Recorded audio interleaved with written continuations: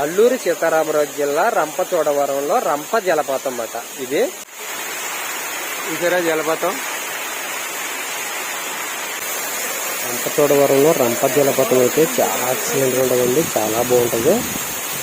ఎక్కడ వీడియోలో లింక్ అయితే ఉంది నా ఫోటో కింద, అది క్లిక్ చేశారంటే పూర్తి వీడియో అయితే చూడొచ్చు. రంప వాటర్ ఫాల్స్ రంప శివరాత్రికి ఇది వీడియో. రంప వాటర్ ఫాల్స్ అండి సూపర్ ఎక్సలెంట్ గా ఉంది. చాలా పైనుంచి జలపాతం అయితే చాలా ఎక్సలెంట్ గా ఉంది. రంప వాటర్ ఫాల్స్ సూపర్ అన్నమాట.